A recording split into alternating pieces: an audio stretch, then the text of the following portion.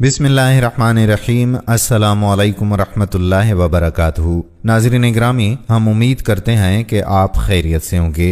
हमारी दुआ है कि अल्लाह पाक आपको सदा आफियत के साए में रखे, ज़िंदगी में कभी भी कोई गम, कोई परेशानी आपको लाहक ना हो। अल्लाह ताला आप तमाम भाइयों और मेरी मोहतरम बहनों के रिज़्क़ हलाल में बरकत नसीब फरमाए, आमीन। दोस्तों, आज की इस वीडियो में हम हज़रत हूद अलैहिस्सलाम का किस्सा बयान करेंगे। ताहम आपसे ये गुजारिश है कि वीडियो को आखिर तक ज़रूर देखिएगा और कमेंट सेक्शन में अपनी राय ज़रूर दीजिएगा। नाज़रीन ग्रामी, ये बात नहायत ही लायक तवज्जो है कि कुरान मजीद के सिवा किसी भी आसमानी किताब जैसे तौरात वगैरह ने उस कौम का जिक्र नहीं किया और ना कुतुब तारीख में इनके बारे में कोई मुस्तनिद बातें मज़कूर हैं जिनको मदार तहकीक ठहराया जा सके। ये सिर्फ कुरान करीम की खुसूसियत है कि उसने कौम आद की बस्तियों, उनके हालात, डेल डोल, क़ुव्वत व ताकत, उनकी खुशहाली और अरफाल हाली, कुफ्र व असियान पर डटे रहने, बुत परस्ती पर जमने, जमीन में उधम मचाने,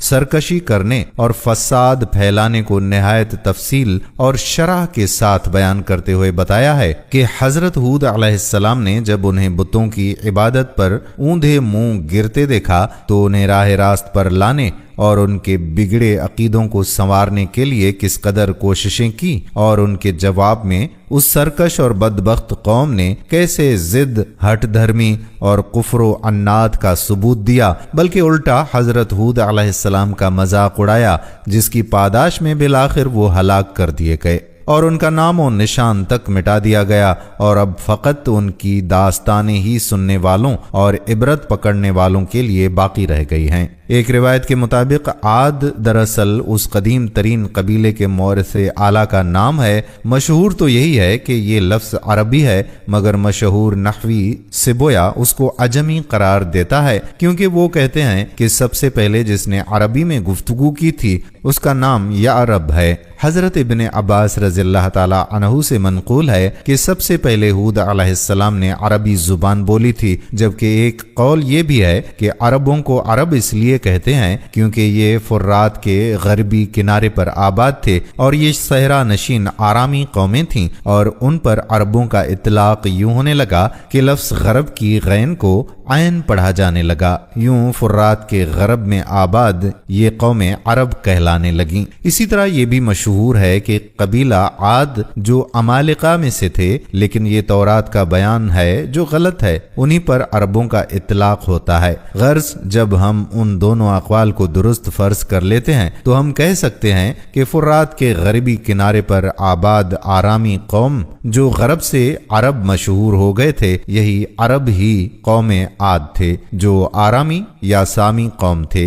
उन्हीं ही कुरान मजीद ने आद ऊला कहा है और यही उम्मे बायदा यानी हलाक होने वाली कौमें या अरब आरबा यानी खालिस अरब हैं, जिन्हें यूरोप के मुस्तशरिकीन उम्म सामिया कहते हैं। नाजरीन, सईदना हूद अलैहिस्सलाम कबीला आद से ताल्लुक़ रखते थे। ये एक अरबी कबीला था जिनकी रिहाइश ओमान और हजर मौत के दरमियान रेत के टेलों वाले इलाके अहकाफ में थी। ये इलाका समंदर के किनारे पर वाक़ था। ये लोग ज्यादातर लंबे लंबे सुतूनों वाले खेमों में रहते थे। अल्लाह ताला ने इन्हें मजबूत और कवी अजसाम से नवाजा था। सख्त और बुलंदो बाला पहाड़ों को तराश कर खूबसूरत महलात तामीर करने में इनका कोई सानी नहीं था। उनकी जमीनें सरसब्ज़ व शादाब और हर किस्म के बागात से आरास्ता थीं। उनके अक्सर कबाइल ओमान से हजर मौत और यमन तक फैले हुए थे। उनका मस्कन यमन था, जबकि उनकी अक्सर आबादी हजर मौत और यमन के सवाहिल के आस पास आबाद थी। तूफान नूह के बाद सबसे पहले कौम आद ने बुत परस्ती इख्तियार की थी। चुनाचे अल्लाह ताला ने उनके भाई हूद अलैहिस्सलाम को नबी बनाकर मबऊस फरमाया। उन्होंने अपनी कौम को अल्लाह की तरफ बुलाया, उन्हें दावत हक दी। अल्लाह ताला ने सूरह आराफ में सईदना हूद अलैहिस्सलाम का वाक़या बयान फरमाया है और आद की तरफ उनके भाई हूद को भेजा। उसने कहा, ऐ मेरी कौम, अल्लाह की इबादत करो, उसके सिवा तुम्हारा कोई माबूद नहीं, तो क्या तुम नहीं डरते? उसकी कौम में से उन सरदारों ने जिन्होंने कुफ्र کفر کیا، کہا بے شک ہم یقیناً تجھے ایک طرح کی بے وقوفی میں مبتلا دیکھ رہے ہیں، اور بے شک ہم یقیناً تجھے جھوٹوں میں سے گمان کرتے ہیں۔ اس نے کہا اے میری قوم، مجھ میں کوئی بے وقوفی نہیں، لیکن میں سارے جہانوں کے رب کی طرف سے ایک رسول ہوں۔ میں تمہیں اپنے رب کے پیغامات پہنچاتا ہوں، اور میں تمہارے لیے ایک امانت دار خیر خواہ ہوں۔ اور کیا تم نے عجیب سمجھا کہ تمہارے پاس تمہارے رب کی طرف سے تم میں سے ایک آدمی پر ایک نصیحت آئی تاکہ وہ تمہیں ڈرائے؟ اور یاد کرو جب اس نے تمہیں نوح کی قوم کے بعد جانشین بنایا اور تمہیں قد و قامت میں زیادہ پھیلاؤ دیا، سو اللہ کی نعمتیں یاد کرو تاکہ تم فلاح پاؤ۔ انہوں نے کہا کیا تو ہمارے پاس اس لیے آیا ہے کہ ہم اس اکیلے اللہ کی عبادت کریں اور انہیں چھوڑ دیں جن کی عبادت ہمارے باپ دادا کرتے تھے؟ تو جس کی دھمکی تو ہمیں دیتا ہے وہ ہم پر لے آ، اگر تو سچوں میں سے ہے۔ اس نے کہا یقیناً تم پر تمہارے رب کی طرف سے ایک عذاب اور غضب آ پڑا ہے۔ کیا تم مجھ سے ان ناموں کے بارے میں جھگڑتے ہو جو تم نے اور تمہارے باپ دادا نے رکھ لیے ہیں، جن کی کوئی دلیل اللہ نے نازل نہیں فرمائی؟ تو انتظار کرو، بے شک میں بھی تمہارے ساتھ انتظار کرنے والوں میں سے ہوں۔ تو ہم نے اسے اور ان لوگوں کو جو اس کے ساتھ تھے اپنی رحمت سے نجات دی، اور ان لوگوں کی جڑ کاٹ دی جنہوں نے ہماری آیات کو جھٹلایا اور وہ ایمان والے نہ تھے۔ ناظرین، ان آیات میں ہود علیہ السلام اور ان کی قوم عاد کا قصہ بیان کیا گیا ہے۔ یہ لوگ عاد بن ارم بن اوس بن سام بن نوح کی اولاد میں سے تھے۔ زبردست جسمانی قوت کے یہ مالک تھے، بتوں کی پوجا کرتے تھے۔ ہود علیہ السلام اسی قوم کے ایک شریف خاندان میں سے تھے جنہیں اللہ تعالیٰ نے اس قوم کی ہدایت کے لیے نبی بنا کر بھیجا تھا، لیکن جس طرح وہ لوگ جسمانی طور پر بڑے سخت تھے، اسی طرح سے ان کے دل بھی بہت سخت تھے۔ انہوں نے ہود علیہ السلام کو احمق اور بے وقوف قرار دیا، نعوذ باللہ، اور جھوٹا بھی بتایا، اور ہزار کوششوں کے باوجود راہ راست پر نہ آئے تو اللہ تعالیٰ نے انہیں ہلاک کر دیا۔ قرآن کریم میں کئی جگہ پر یہ بتایا گیا ہے کہ اللہ تعالیٰ نے انہیں طوفانی ہوا کے ذریعے ہلاک کیا تھا جو 8 دن اور 7 راتیں مسلسل چلتی رہی تھی۔ وہ آندھی اس قدر تیز تھی کہ جس چیز پر سے گزرتی اسے چورا کر ڈالتی، حتیٰ کہ اس نے انہیں پٹخ پٹخ کر ہلاک کر ڈالا۔ ان کی لاشیں اس طرح سے دکھائی دیتی تھیں جیسے کھجور کے کھوکھلے تنے ہیں۔ ناظرین، قوم نوح جس طرح 5 بتوں کی عبادت کرتی تھی، اسی طرح قوم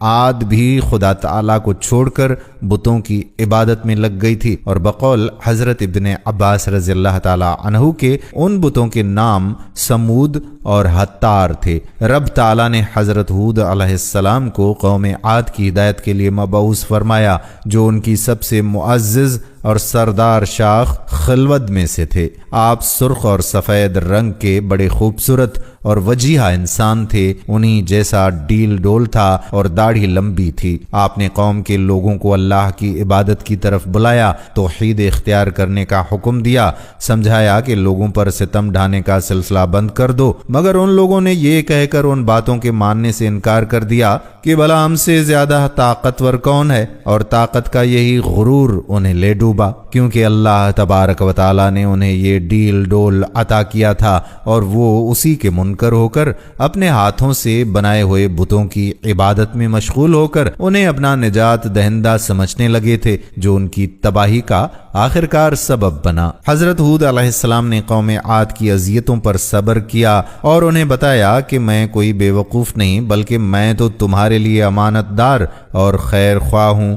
دین خیر خواہی کا نام ہے۔ صحیح مسلم کی روایت کے مطابق سیدنا تمیم داری رضی اللہ تعالی عنہ بیان کرتے ہیں کہ رسول اللہ صلی اللہ علیہ وآلہ وسلم نے فرمایا کہ دین خیر خواہی کرنے کا نام ہے۔ ہم نے پوچھا کس کی خیر خواہی؟ تو آپ صلی اللہ علیہ وآلہ وسلم نے فرمایا اللہ کی، اس کے کتاب کی، اس کے رسول کی، مسلمانوں کے حکمرانوں کی اور عام انسانوں کی۔ حضرت جریر بن عبداللہ رضی اللہ تعالی عنہ بیان کرتے ہیں کہ میں نے رسول اللہ صلی اللہ علیہ وآلہ وسلم سے نماز قائم کرنے، زکوٰۃ ادا کرنے اور ہر مسلمان کے ساتھ خیر خواہی کرنے پر بیعت کی، اور ان روایات سے پتہ چلتا ہے کہ ہر مومن کو خیر خواہ ہونا چاہیے۔ नाजरीन, तूफान नूह के बाद उनके तीनों बेटों से नस्ल इंसानी बढ़ी और फली फूली, जिसका जिक्र हमने गुज़श्ता वीडियो में किया था। हजरत नूह अलैहिस्सलाम का एक बेटा साम था, जिसके मानी बुलंद मर्तबा आदमी के हैं। आज भी जब नस्ल इंसानी की बात होती है तो ईरान की मगरबी सरहद से बहिरे रोम के साहिल तक और बहिरे असवद से बहिरे अरब तक जो कौमें आबाद हैं उन्हें सामियुल नस्ल कहा जाता है। हजरत नूह अलैहिस्सलाम के दूसरे बेटे का नाम हाम था, जिसके मानी सयाह फाम के हैं, और ये नस्ल शुमाली अफ्रीका में पाई जाती है। ये सामल नस्ल के लोग तरक्की करके दूर दूर तक पहुंच गए, लेकिन हम जिस दौर की तारीख बयान कर रहे हैं उनका 2500 साल कबल मसीह और 2400 कबल मसीह के दरमियानी अदवार से ताल्लुक़ है। उनका ख़ास इलाका यमन और ओमान के दरमियान वाक़ था।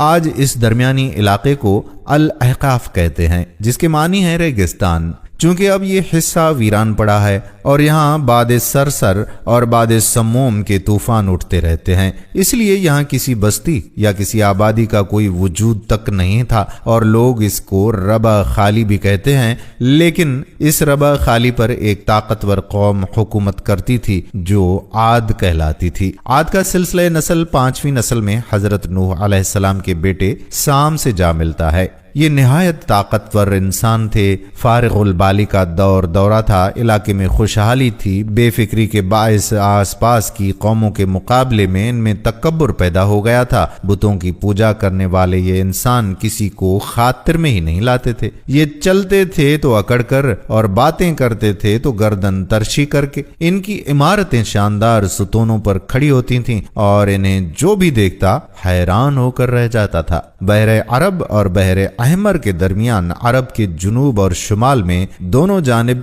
यानी ओमान और हजर मौत, बहरीन और मगरबी यमन तक एक वसी सहरा है, जिसे सहराए अल अहकाफ के नाम से याद किया जाता है। नीज इसे सहराए आजमुल दुनिया और अल रबीउल खाली भी कहते हैं। अहले अहकाफ हक़फ की जमा है, जिसके लुग़वी मानी है रेत के बुलंदो बाला और वसीओ अरीज टेले के। इस लकोदक बयाबान सहरा में सफर करना तो दूर की बात है, इसके अंदर कदम रखना भी तस्वुर नहीं किया जा सकता कि मौत की इस वहशतनाक वादी की जानिब रुख करना खुदकुशी के मुतरादिफ है। यही वजह है कि मकामी बदुओं से लेकर मुहिम जू सयाहों तक कोई इस सहरा के करीब जाना भी पसंद नहीं करता। सफेद और बारीक रेत के हजारों फीट ऊंचे पहाड़ों में अगर कोई शय फेंकी जाए तो वो लम्हों में गरक हो जाती है और रेत की सतह पर जुम्बश तक नहीं आती। ये सहरा अल्लाह बुजुर्गो बरतर की खुली निशानियों में से है और अहले दुनिया के लिए जाए इबरत। अहले अहकाफ नामी इस भयानक वादी को देखकर ये गुमान भी नहीं किया जा सकता कि ये किसी जमाने में दुनिया का सबसे ज्यादा सरसब्ज और शादाब इलाका था, जहाँ बेशुमार फलों और फूलों के वसी बागात, ठंडे पानी के चश्मे, आबशारें और बुलंदो बाला इमारतें थीं, जिसमें दुनिया की सबसे ज्यादा ताकतवर, मालदार और शानदार तमद्दुन रखने वाली कौम आद आबाद थी। ये दुनिया के सबसे ज्यादा कदावर थे और जोरावर इंसान थे। इतने ताकतवर लोग अल्लाह ने फिर पैदा नहीं किए, जैसा कि अल्लाह ताला ने कुरान करीम की सूरतुल फजर में इरशाद फरमाया, इन जैसी कोई कौम और मुल्कों में पैदा नहीं की गई। हजर मौत और नजरान के दरमियानी इलाके अल अहकाफ में कौम आद के, जिसे कौम इरम भी कहा जाता है, 13 कबाइल आबाद थे। कौम आद के अल अहकाफ में रहने से मुतल्लिक कुरान करीम में अल्लाह ताला ने फरमाया, हूद अलैहिस्सलाम को याद करो जबकि उसने अपनी कौम को अहकाफ में डराया। अल्लामा जलालुद्दीन सयूती अपनी तफसीर दरे मंशूर में तहरीर फरमाते हैं कि कौम आद निहायत जोरावर और बहादुर कौम थी। ये बुत परस्त थे। उनके 2 बुतों के नाम हमूद और हब बयान किए गए हैं। इब्ने कसीर ने अपनी तफसीर में तीसरे बुत का नाम समद बयान किया है। इस कौम की तरफ हजरत हूद अलैहिस्सलाम मबऊस किए गए थे। आपका सिलसिला नसब हूद बिन शालिख बिन अरफशद बिन साम बिन नूह अलैहिस्सलाम बताया जाता है। एक दूसरे कौल के मुताबिक हूद अलैहिस्सलाम का नाम आबिर है, जो शालिख के बेटे थे, और वो अरफशद के बेटे थे, जो साम बिन नूह के बेटे थे। कहते हैं कि सबसे पहले हजरत हूद अलैहिस्सलाम ने अरबी जुबान में कलाम फरमाया البتہ وہب بن منبہ رحمۃ اللہ علیہ فرماتے ہیں کہ ہود علیہ السلام کے والد سب سے پہلے عربی بولنے والے تھے۔ بعض حضرات نے نوح علیہ السلام اور حضرت آدم علیہ السلام کا نام بھی لیا ہے۔ ناظرین، حضرت ہود علیہ السلام نے قوم کو خدا کی پکڑ سے ڈرایا، ان کے سامنے نوح علیہ السلام کی قوم کے انجام کی مثالیں پیش کیں، انہیں یاد دلایا کہ خدا نے ان پر کس طرح سے انعامات رکھے ہیں، بڑے بڑے جسم دیے ہیں۔ قوم نوح کے بعد انہیں زمین کا سردار بنایا ہے، زمین میں انہیں بسایا ہے، زمین ان کے لیے اپنے خزانے اگلتی ہے، جس کے غلوں، میووں اور کھیتوں سے یہ اور ان کے چوپائے فائدہ اٹھاتے ہیں، اور آسمان ان پر اپنی خیر برساتا ہے۔ انہیں اپنی عقلوں سے کام لینا چاہیے تاکہ ان پر یہ حقیقت آشکار ہو کہ جن بتوں کی یہ پوجا کرتے ہیں وہ کسی کو نفع اور نقصان نہیں پہنچا سکتے، اور نفع اور نقصان کی مالک صرف خدا تعالیٰ کی ذات اقدس ہے، جس نے انہیں طرح طرح کی مختلف نعمتوں سے نواز رکھا ہے۔ اسی نے انہیں پیدا کیا، ان کی موت کا مالک بھی وہی ہے، اس لیے اس سے ڈرنا چاہیے اور اس کی طرف تائب ہونا چاہیے، اور انہیں اپنے گزشتہ گناہوں کی معافی مانگنی چاہیے۔ وہ ان پر موسلا دھار بارشیں برسائے گا جو نفع رساں ہوں گی، نہ کہ ضرر رساں، اور انہیں اور زیادہ عزت اور طاقت عطا فرمائے گا۔ آپ نے یہ کہا کہ اس خیر خواہی کا میں تم سے کوئی بدلہ نہیں چاہتا اور نہ کسی سرداری کا خواہاں ہوں، میرا اجر تو خدا کے ذمہ ہے، اور جو ایسا ہو اس پر کوئی الزام نہیں رکھا جا سکتا، کیونکہ وہ خیر و نصیحت کا یہ کام اپنے کسی ذاتی نفع کے لیے نہیں کرتا۔ قوم عاد نے حضرت ہود علیہ السلام کے اس پیغام کو ماننے سے اور اپنی خواہشات سے دستبردار ہونے سے صاف صاف انکار کر دیا۔ اگرچہ ان میں کچھ نیک دل لوگ بھی تھے، مگر قوم میں بدبختوں کی اکثریت نے انہیں بھی حق پر رہنے نہ دیا۔ پھر سب نے مل کر حضرت ہود علیہ السلام کو نادان کہا، جھٹلایا، اور آپ علیہ السلام کی صداقت پر قائم ناقابل انکار دلائل اور براہین سے آنکھیں پھیر لیں اور صاف کہہ دیا کہ ہود، نہ تو آپ ہمارے پاس کی دلیلیں لائے ہیں اور نہ ہم آپ کے کہنے پر ان کی پرستش کو چھوڑنے والے ہیں، نہ ہم آپ کو خدا کا فرستادہ سمجھتے ہیں، اور نہ یہ بات ماننے کو تیار ہیں کہ جن عبادتوں سے آپ ہمیں منع کرتے ہیں وہ خدا کے ہاں ہماری سفارش نہ کریں گے، بلکہ الٹا آپ کو نادان اور بتوں کی عبادت سے روکنے اور صرف ایک اکیلے اللہ کو مستحق عبادت ٹھہرانے کی بنا پر راہ حق سے برگشتہ قرار دیا۔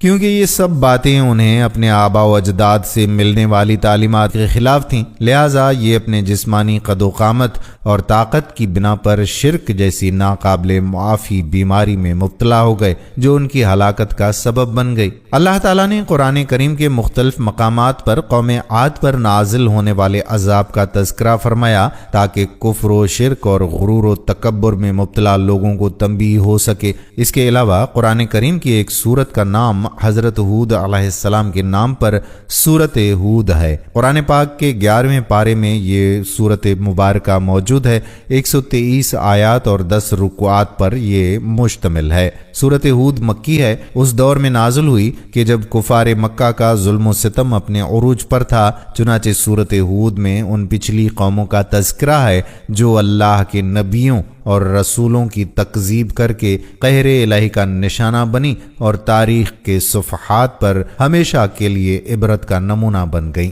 سورت ہود میں 7 پیغمبروں کے قصص و واقعات درج ہیں، لیکن اس سورت کو حضرت ہود علیہ السلام کے نام سے منسوب کرنے سے معلوم ہوتا ہے کہ حضرت ہود علیہ السلام کے قصے اور قوم عاد پر نازل ہونے والے عذاب کو خاص اہمیت حاصل ہے۔ حدیث مبارکہ میں ہے کہ رسول اللہ صلی اللہ علیہ وآلہ وسلم کی ریش مبارک کے کچھ بال سفید ہو گئے تو صحابہ نے عرض کیا کہ یا رسول اللہ صلی اللہ علیہ وآلہ وسلم، آپ بوڑھے ہو گئے۔ تو آپ صلی اللہ علیہ وآلہ وسلم نے فرمایا، ہاں، مجھے سورت ہود نے بوڑھا کر دیا۔ بعض روایات میں سورت ہود کے ساتھ سورت واقعہ، مرسلات اور سورت تکویر کا بھی ذکر ہے۔ طوفان نوح کے بعد قوم عاد بھی وہ قوم تھی جو سب سے پہلے کفر و شرک میں مبتلا ہو کر بتوں کی پجاری بن گئی تھی۔ انہیں اپنے پتھروں کے خداؤں پر بڑا گھمنڈ تھا۔ ان کی معاشی حالت تو بہت عمدہ تھی، لیکن جہالت، گمراہی، جھوٹ، بے حیائی، باطل اقوال اور فاسد خیالات نے انہیں معاشرتی طور پر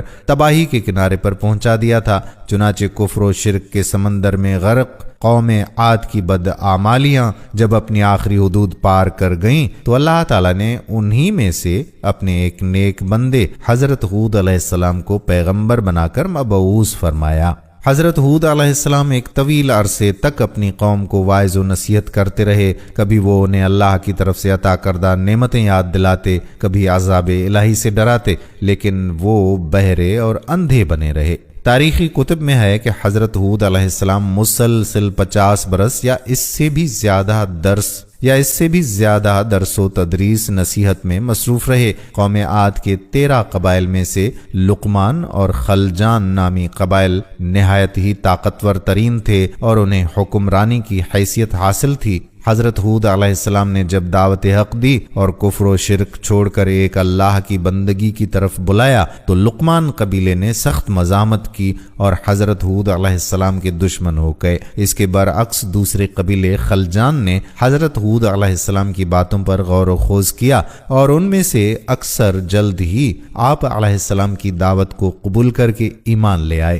حضرت ہود علیہ السلام نے اپنی قوم کو راہ حق پر گامزن کرنے کی ہر ممکن کوشش کی، مگر قوم نے ان کی دعوت قبول کرنے سے انکار کر دیا۔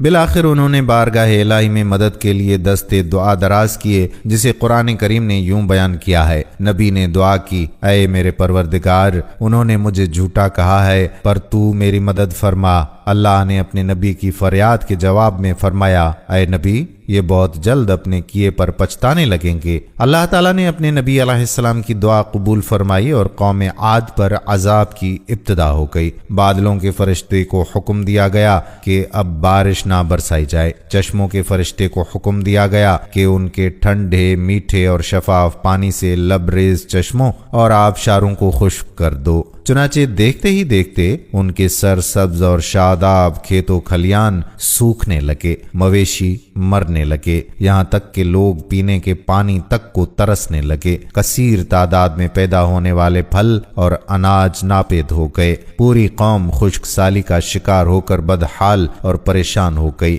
یہ سلسلہ 3 سال تک جاری رہا۔ حضرت ہود علیہ السلام سے اپنی قوم کی یہ پریشانی دیکھی نہ جاتی تھی۔ آپ علیہ السلام بہت افسردہ اور بہت ہی پریشان رہتے تھے، اور پھر ایک دن انہوں نے اپنی قوم سے فرمایا، اے میری قوم کے لوگو، تم اپنے پالنے والے سے بخشش مانگو، اس کے آگے توبہ و استغفار کرو، وہ تم پر آسمان سے موسلا دھار میہ برسائے گا اور تمہاری طاقت و قوت میں اضافہ فرمائے گا، اور دیکھو گناہگار بن کر روگردانی نہ کرو۔ قرآن کریم اور احادیث مبارکہ میں توبہ و استغفار کے بڑے فوائد بیان فرمائے گئے ہیں۔ ابن ماجہ اور ابو داؤد میں حدیث مبارکہ ہے کہ جو پابندی سے استغفار کرتا ہے، اللہ تعالیٰ اس کے لیے ہر فکر سے کشادگی، ہر تنگی سے راستہ بنا دیتا ہے اور اسے ایسی جگہ سے روزی دیتا ہے جو اس کے وہم و گمان میں بھی نہیں ہوتی۔ بہرحال حضرت ہود علیہ السلام کے لاکھ سمجھانے کے باوجود اس قوم پر کوئی اثر نہ ہوا، بلکہ نہایت ڈھٹائی کا مظاہرہ کرتے ہوئے کہنے لگے کہ ہم محض تیرے کہنے پر اپنے آبا و اجداد کے اور اپنے ان معبودوں کو کیوں چھوڑ دیں۔ قوم عاد پر ہوا کا عذاب بھیجا گیا، اور ہوا کا عذاب بھیجنے کے لیے ہوا کے خزانوں کا صرف اتنی مقدار میں منہ کھولا گیا جتنا کہ انگوٹھی کا حلقہ ہوتا ہے، یعنی صرف اتنی مقدار کے کھلنے پر کھجور سے لمبے قد والے اور انتہائی طاقتور لوگوں کو تنکے کی طرح بنا دیا، اور وہ خس و خاشاک کی طرح ہوا کے بہاؤ پر ادھر ادھر اڑنے لگے اور تباہ و برباد ہو گئے۔ اس قوم پر نہایت تیز و تند ہوا بھیجی گئی جو 7 دن اور 7 راتوں تک مسلسل انہیں تباہ و برباد کرتی رہی۔ اس تیز ہوا نے ان طاقتور اور قوی ہیکل انسانوں کو ہلاک کر کے یوں پھینک دیا جیسے درختوں کے تنے کٹے پڑے ہوتے ہیں، اور دنیا و آخرت کی لعنت ان پر الگ سے بھیجی گئی۔ جبکہ باری تعالیٰ نے حضرت ہود علیہ السلام اور آپ پر ایمان لانے والوں کو اس بدترین عذاب سے محفوظ و مامون رکھا۔ یہ قوم عاد تھی جو فنا کے گھاٹ اتر گئی۔ یہی عاد اولا کہلاتے ہیں، اور عاد ثانیہ جنہیں لوگ قوم سمود بھی کہتے ہیں، یہ یمن کے باشندے تھے۔ قحطان سبا کے قبیلے انہیں سمود کہتے ہیں۔ قوم عاد کو قرآن مجید میں قوم نوح کے خلفاء میں شمار کیا گیا ہے۔ حضرت ہود علیہ السلام ہود کی سب سے معزز شاخ خلوت کے ایک فرد تھے۔ ناظرین، عذاب الہی کے ابتدائی مراحل میں خشک سالی نے قوم عاد کی حالت ابتر کر دی تھی، چنانچہ ان کے سرداروں اور دانشوروں نے اس سے نجات پانے کے لیے مختلف تدابیر اور غور و خوض شروع کر دیا۔ یہ بات بڑی حیران کن ہے کہ پچھلی قوموں کو جب کبھی کوئی مشکل آ گھیرتی تو وہ اس سے نجات کے لیے حجاز مقدس کا سفر کرتے تھے اور بیت اللہ شریف میں جا کر اللہ کے آگے آہو زاری کرتے تھے، یعنی کافر قومیں بھی اس حقیقت کو تسلیم کرتی تھیں کہ اس ارض و سماوات میں ایک لافانی قوت موجود ہے، لیکن اس کے باوجود جب نبی اور رسول یہ بات کہتے تو ان کی عقل پر پردہ پڑ جاتا تھا۔ قوم عاد کے سرداروں نے بھی یہی فیصلہ کیا کہ قوم کے سرکردہ افراد بیت اللہ شریف جا کر ان دیکھے خدا کے سامنے فریاد کریں۔ چنانچہ مختلف قبائل کے سرداروں اور دیگر اہم افراد پر مشتمل 70 افراد کا ایک وفد حجاز مقدس روانہ ہوا۔ اس زمانے میں مکہ پر قوم عمالیق کی حکمرانی تھی، جس کا سردار معاویہ بن بکر تھا، اور معاویہ کی والدہ قوم عاد سے تعلق رکھتی تھی۔ ویسے بھی معاویہ بن بکر قوم عاد کی شان و شوکت سے بڑا مرعوب تھا، چنانچہ اس نے وفد کی بڑی خاطر مدارات کی اور اسے بڑی عزت اور احترام سے اپنے یہاں ٹھہرایا۔ تبری کی روایت ہے کہ اس وفد میں 2 افراد مرشد بن سعد اور لقمان بن لقیم، یہ صاحب ایمان اور حضرت ہود علیہ السلام کے پیروکار تھے۔ غالباً ان کا تعلق قبیلہ خلجان سے ہوگا۔ ان دونوں کے علاوہ باقی سب کافر اور بت پرست تھے۔ معاویہ نے ان کے اعزاز میں رقص و سرود کی محافل کا اہتمام کیا اور تقریباً 1 مہینے تک یہ لوگ اپنے آنے کا مقصد فراموش کر کے عیش و عشرت اور شراب و شباب کی محافل میں مدہوش رہے۔ جب ان کا قیام طویل ہو گیا تو معاویہ بن بکر کو ان کے واپس جانے کی فکر لاحق ہوئی۔ کافی سوچ بچار کے بعد اس نے ناچنے گانے والیوں کے ذریعے چند اشعار کی صورت میں انہیں ان کے آنے کے مقصد کی یاد دہانی کروائی، جس پر وفد کو ہوش آیا۔ تاریخی کتب میں یہ لکھا ہے کہ اس موقع پر وفد میں شامل مرشد اور لقمان نے ایک بار پھر انہیں سمجھانے کی کوشش کی کہ جو کچھ حضرت ہود علیہ السلام کہتے ہیں اس پر ایمان لے آؤ، لیکن وہ نہ مانے۔ پھر وفد بیت اللہ شریف گیا اور بارش کی دعائیں مانگنی شروع کر دیں۔ ابھی تھوڑی ہی دیر گزری تھی کہ اللہ تعالیٰ نے آسمان پر 3 رنگوں کے بادل بھیج دیے، جن میں ایک سفید تھا، دوسرا سیاہ تھا اور تیسرا تھا سرخ۔ اس کے ساتھ ہی آسمانوں سے ندائے غیب آئی، اپنے اور اپنی قوم کے لیے ان تینوں میں سے کسی ایک کو پسند کر لو۔ چنانچہ وفد نے سوچ بچار کے بعد سیاہ بادل کو اپنے لیے پسند کر لیا، جس کے ساتھ ہی سرخ اور سفید ٹکڑے آسمان سے غائب ہو گئے اور ابر سیاہ آہستہ آہستہ آسمان پر چھانے لگا۔ وہ لوگ اپنی دعا کی قبولیت پر بڑے خوش تھے اور سمجھتے تھے کہ اب خشک سالی ختم ہو جائے گی۔ چنانچہ پوری قوم نے خوشیاں منانی شروع کر دیں، لیکن حضرت ہود علیہ السلام سمجھ گئے تھے کہ یہ تو عذاب الہی ہے، لہذا انہوں نے ایک بار پھر اپنی قوم کو مخاطب کرتے ہوئے فرمایا، اے میری قوم، یہ اللہ کا عذاب ہے جو تم پر نازل ہوا چاہتا ہے۔ پھر انہوں نے اللہ تعالیٰ کا فرمان انہیں سنایا، نہیں بلکہ دراصل یہ ابر وہ عذاب ہے جس کی تم جلدی کر رہے تھے۔ یہ ہوا کا طوفان ہے جس میں دردناک عذاب چلا آ رہا ہے، جو اپنے رب کے حکم سے ہر چیز تباہ کر ڈالے گا۔ حدیث شریف میں آتا ہے کہ حضرت عائشہ صدیقہ رضی اللہ تعالی عنہا نے حضور نبی کریم صلی اللہ علیہ وآلہ وسلم سے پوچھا، یا رسول اللہ صلی اللہ علیہ وآلہ وسلم، لوگ تو بادل دیکھ کر خوش ہوتے ہیں کہ اب بارش ہوگی، لیکن آپ صلی اللہ علیہ وآلہ وسلم کے چہرے پر اس کے برعکس تشویش کے آثار نظر آتے ہیں۔ آپ صلی اللہ علیہ وآلہ وسلم نے فرمایا، عائشہ، اس بات کی کیا ضمانت ہے کہ اس بادل میں عذاب نہیں ہوگا، جبکہ ایک قوم ہوا کے عذاب سے ہلاک کر دی گئی۔ اس قوم نے بھی بادل دیکھ کر کہا تھا کہ یہ بادل ہے جو ہم پر بارش برسائے گا۔ حضرت عائشہ فرماتی ہیں کہ جب تیز ہوا چلتی تو نبی کریم صلی اللہ علیہ وآلہ وسلم یہ دعا مانگتے، اے اللہ، میں تجھ سے اس کی خیر کا طالب ہوں اور جو اس میں ہے اس کی خیر کا، اور جو تو نے اس میں شر رکھا ہے تو اس سے اور اس کے شر سے میں آپ کی پناہ مانگتا ہوں۔ پھر حکم ہوا کہ اے ہود، جو 70 آدمی تجھ پر ایمان لائے ہیں ان کو اپنے ساتھ لے کر پہاڑ پر جا رہو۔ تب حضرت ہود علیہ السلام ان کو لے کر پہاڑ پر چلے گئے اور کہا کہ اے قوم، اب تم کو ہوا ہلاک کرے گی اور تم پر غضب الہی ان قریب آئے گا۔ وہ بولے، کون سی ایسی ہوا ہے جو ہم پر غالب ہوگی؟ تب اللہ تعالیٰ نے ہود علیہ السلام سے ارشاد فرمایا کہ اپنی قوم سے کہہ دو، اے میری قوم، اپنے گناہ بخشواؤ اپنے رب سے اور پھر اپنے کو رجوع کرو اس کی طرف، تاکہ تم پر چھوڑ دے آسمان سے دھاریں اور زیادہ سے زیادہ تم کو دے، اور پھر نہ جاؤ گنہگار ہو کر۔ کافروں نے کہا، ہم توبہ نہیں کریں گے اور نہ ہی تم کو اس کا رسول مانیں گے۔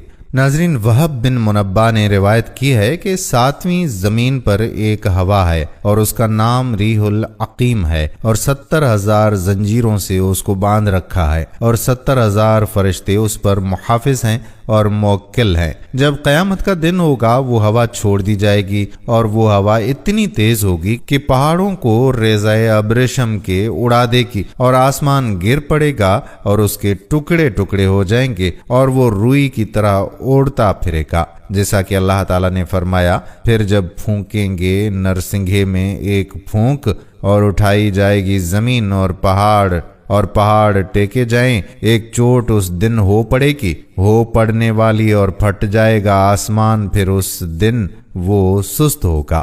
پھر حکم ہوا، اے فرشتو، وہ ہوا قوم عاد پر کچھ دیر کے لیے چھوڑ دو۔ تب انہوں نے عرض کی کہ اے جبار عالم، کس قدر چھوڑیں؟ حکم ہوا، گائے کی ناک کے نتھنے کے اندر سے چھوڑ دو۔ انہوں نے عرض کی کہ یا اللہ، اس مقدار سے تو سارا عالم ہی برباد ہو جائے گا۔ تب حکم ہوا کہ سوئی کے ناکے کے سوراخ کے برابر چھوڑ دو۔ حکم خدا کی تعمیل ہوئی تو وہ ہوا مانند ابر سیاہ کے پہاڑ کی طرف نکل کر آئی۔ اس ہوا کو دیکھ کر قوم عاد خوش ہوئی، بولے، یہ ابر ہے، ہم پر ضرور برسے گا۔ حضرت ہود علیہ السلام نے کہا، کوئی نہیں، وہ یہی ہے جس کی تم لوگ تشابیہ کرتے تھے، اور یہ وہ ہوا ہے جس میں دکھ کی مار ہے۔ اور جب ہوا نکلی تو کافروں نے کہا، اے ہود، تو نے جو خوشخبری پہنچائی کہ جس سے ہم خنک تر ہوں گے۔ حضرت ہود علیہ السلام نے فرمایا کہ کافرو، ذرا صبر کرو، اللہ تعالیٰ کی طرف سے تم پر عذاب